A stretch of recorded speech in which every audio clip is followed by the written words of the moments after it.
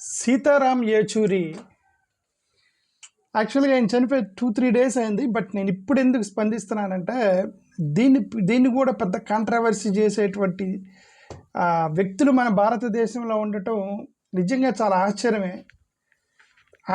అసలు భారతదేశం ఏం జరుగుతుందో ఎవరికి తెలియదు. ఒక్కోసారి మరి అమాయకత్వమా, అజ్ఞానమా, లేకపోతే ఏంటి మనకైతే తెలియదు.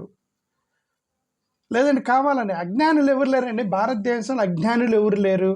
చాలా స్ట్రాటజిక్గా ప్లాన్డ్గా వాళ్ళు అనుకున్నది వాళ్ళు చేస్తున్నారు భారతదేశంలో. ఓకే సరే, ఇప్పుడు సీతారాం యేచూరి గారి యొక్క ఇష్యూ ఏంటంటే, మనందరికి తెలుసు సీతారాం యేచూరి గారు ఒక బ్రాహ్మణుడు. ఈజ్ బోర్న్ బ్రాహ్మణ కుటుంబంలో పుట్టాడు ఆయన. మన తెలుగువాడే.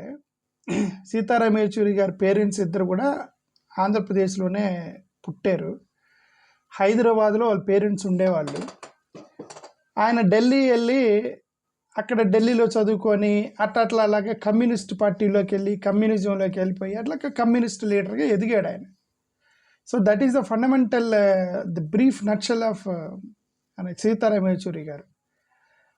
సీతారాం ఈజ్ ఏ హిందూ బ్రాహ్మణుడు. సో కమ్యూనిస్ట్ అయ్యాడు. అంతవరకు ఓకే, బాగుంది. సో మన రీసెంట్గా చనిపోయారు ఆయన. సరే, రీసెంట్గా చనిపోయారు. ఆయన యొక్క బాడీని డొనేషన్ చేశాడు. ఎయిమ్స్ ఉంటుంది కదా, ఏఎయిమ్స్కి డొనేట్ చేశాడు ఆయన. అంటే బాడీని, ఆర్గాన్స్ని డొనేట్ చేశాడు. కాబట్టి ఆ డెడ్ బాడీ పోస్ట్ మార్టం కోసం ఎయిమ్స్కి వెళ్ళింది. అక్కడ తీసుకెళ్ళేటప్పుడు ఆ మొత్తం ఆపరేషన్ అంతా అయిపోయి ఆ డొనేషన్ చేసిన తర్వాత మరి వెళ్ళేటప్పుడు ఏదైనా సరే ఒక శవపేటిక తయారు చేశారు సీతారాం యేచూరి గారికి. ఆ శవపేటిక నేను మీకు తమ్మునేల్లో ఇస్తాను చూడండి. ఆ శవపేటిక దాన్ని పట్టుకొని ఇప్పుడు కొంతమంది భారతీయులమని చెప్పుకునేటువంటి ఒక మతవాదులే, విధ్వంసకారులు అంటే వాళ్ళని. వాళ్ళు ఏం చేస్తున్నారు, వాళ్ళు ట్వీట్ చేస్తున్నారు. వాళ్ళు ఏం ట్వీట్ చేస్తారు ఇక్కడ చదువుతున్నారు చూడండి. రిషి బాగ్రి అనేటువంటి ఒక వ్యక్తి ట్వీట్ చేశాడు. ఏమని? Sitaram Yechury was a Christian, no wonder why he hate Hinduism అని అతను ట్వీట్ చేశాడు. శవపేటిక అంటే ఒక శవపేటికలో పెడతారు కాబట్టి క్రిస్టియన్ అని అతను ట్వీట్ చేశాడు. శవపేటికలో పెడితే క్రిస్టియనేనా?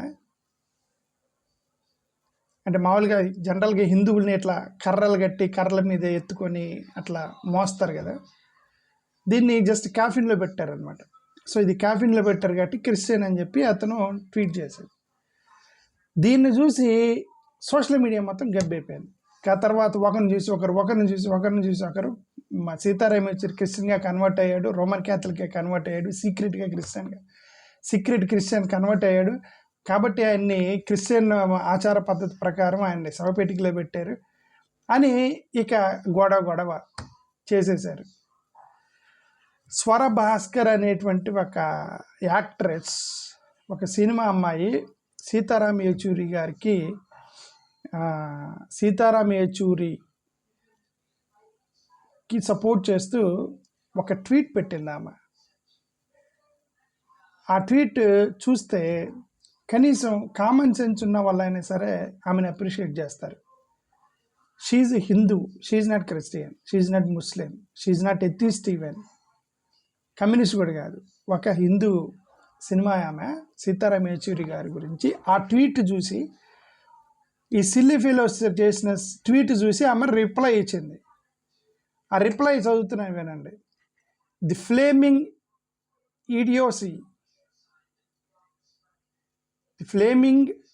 ఈడియోసీ ఆఫ్ సంఘీ ట్రాష్ అని రాసింది అమ్మాయి. అంటే ఈ సంఘ్ పరివార ట్రాష్ క్రియేట్ చేసిన ట్రాష్ ఏంటంటే, the flaming idiocy of Sanghi trash will never fail to amaze me అని హెడ్డింగ్ పెట్టింది అమ్మాయి. ఈ సంఘ్ పరివార్ వాళ్ళు చేసే ట్రాష్ అనేది నన్ను ప్రతిసారి ఆశ్చర్యపరుస్తూనే ఉంది అని హెడ్డింగ్ పెట్టింది. 2 పాయింట్స్ రాసింది అమ్మాయి. Number one, there is nothing wrong with being a Christian or converted to Christianity or any faith if you feel spiritually so inclined. ఎంత ఓపెన్ మైండెడ్నెస్ అమ్మాయిది. షీఈ్ అ హిందూ.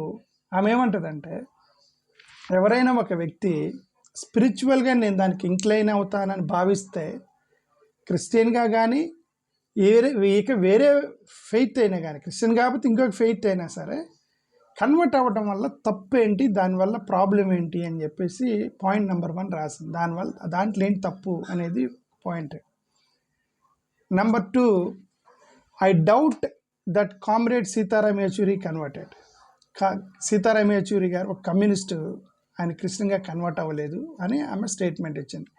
రెండో స్టేట్మెంట్లో, his body is in a box, అంటే ఆ బాక్స్లో ఎందుకు పెట్టారంటే, because it is embalmed because it has been donated to AIIMS for medical research. Medical research కోసం ఎయిమ్స్కి బాడీని డొనేట్ చేశాడట సీతారాం యేచూరి గారు. కాబట్టి అది ఎంబామ్ చేయబడింది కాబట్టి ఆ బాక్స్లో పెట్టి తీసుకెళ్లారు, అంతే తప్ప క్రిస్టియన్గా కన్వర్ట్ అయ్యడానికి కాదు. ఈ information publicly available. Okay sir, ఇంకా తర్వాత you was truly selfless what ever it has return. నేను ఇప్పుడు ఈ వీడియోలో నేను ఎందుకు చెప్తున్నానంటే, ఒక లేడీకి ఉన్నటువంటి కామన్ సెన్స్ చాలామంది భారతదేశంలో ప్రజలకు లేదా అని నాకు ఆశ్చర్యం వేస్తుంది. కామన్ సెన్స్ కదా అది. ఒక భారతదేశం, ఒక సెక్యులర్ దేశంలో అడ్వాన్స్డ్ టెక్నాలజీ వెళ్తున్నప్పుడు కొన్నిసార్లు కొన్ని మతాలని, నమ్మకాలని, ఫెయిత్ని కొంతమంది ఇంక్లైన్ అవ్వచ్చు, కొంతమంది విడిచిపోవచ్చు, కొంతమంది మనసు మార్చుకోవచ్చు, కొంతమంది వేరే థాట్కి వెళ్ళవచ్చు, కొంతమంది డిబేట్ చేయొచ్చు, రకరకాలుగా జరుగుతుంటాయి కదా. ఇప్పుడు మన హిందువుల్లో ఏం చేస్తామంటే, సూర్యదేవతని, సూర్యుడికి నమస్కారం చేస్తాం. సునీత విలియమ్స్ లాంటి వాళ్ళు స్పేస్లో తిరుగుతున్నారు రోజు వెళ్ళి. మనం రోజు సిటీ బస్ ఎక్కిపోయినట్టుగా వాళ్ళు స్పేస్కి వెళ్తున్నారు. So they think everything is a planet. ఇక దేవుడు లేడు, ఏం లేదు. మనం చందమామని, సూర్యుడిని, వాళ్ళని కూడా దేవతలాగా మనం పూజిస్తాం హిందువులమే. ఇప్పుడు వాళ్ళు స్పేస్లో తిరిగే వాళ్ళకి తెలిసి ఇట్ ఈజ్ ఎ ప్లానెట్ అని.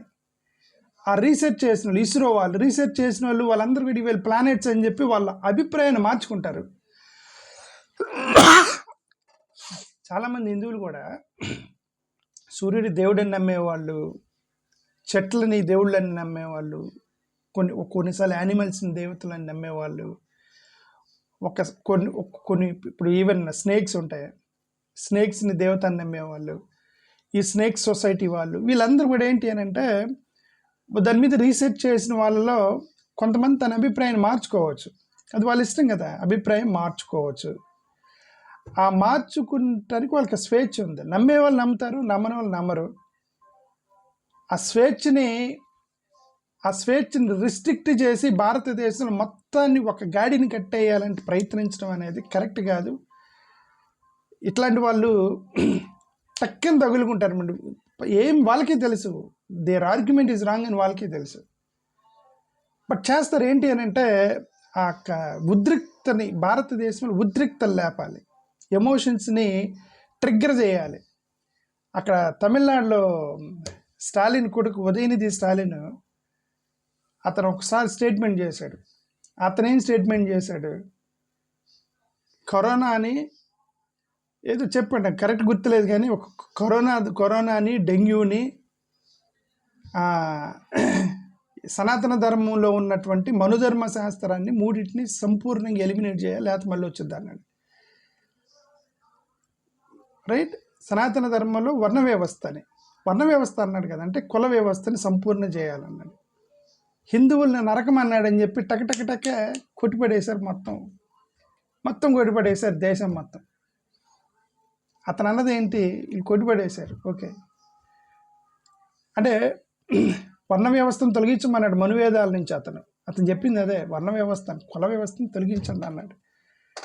గబ్బు చేసి పడేశారు దేశం మొత్తం. టక్ వెళ్ళిపోయింది మ్యాటర్ మొత్తం. దాంట్లో సత్యమంతా ఏం తెలియదు. ఒక ట్వీట్ చేయగానే దాన్ని తగ్గ వేసుకొని పోవటం.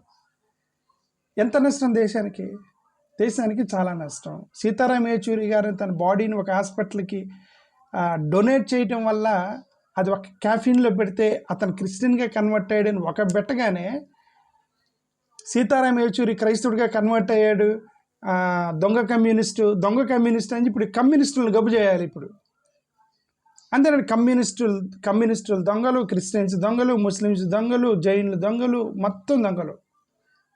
చివరికి హిందువుల్లో కూడా కొంతమంది కూడా వాళ్ళు విమర్శిస్తారు, వాళ్ళు మాత్రమే మంచోళ్ళమైనటువంటి ఆ భావజాలంలో ఉండి పక్క వారిని అందరిని దొంగలంటే అది ఎంతవరకు కరెక్ట్? మీరే మంచోళ్ళు, మిగతా మంచోళ్ళు కదా. ఏమో, నేను ఆంధ్రప్రదేశ్లో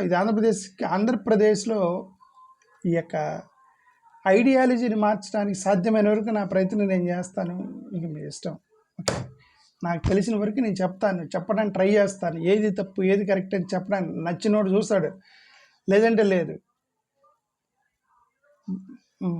ఆంధ్రప్రదేశ్లో నేను అందుకే ఒక కూటమికి రాజకీయ పార్టీలందరూ ఒక కూటమి వైపు పరిగెడటానికి నేను ఎందుకు అబ్జెక్ట్ చేస్తున్నానంటే, అటువైపుకి వెళ్తే ఈ భావజాలాలు కూడా రాంగ్గా వెళ్ళిపోతాయి, రాంగ్గా స్ప్రెడ్ అయిపోతాయి, ఆటోమేటిక్గా స్ప్రెడ్ అవుతాయి. దాన్ని బ్రేక్ చేయకపోతే భవిష్యత్తులో ఆంధ్రప్రదేశ్ కూడా ఆ పిచ్చి పట్టుకునిద్దేమో అని నా భయం. అందుకని నేను అబ్జెక్ట్ చేస్తూ ఉంటాను అంతే.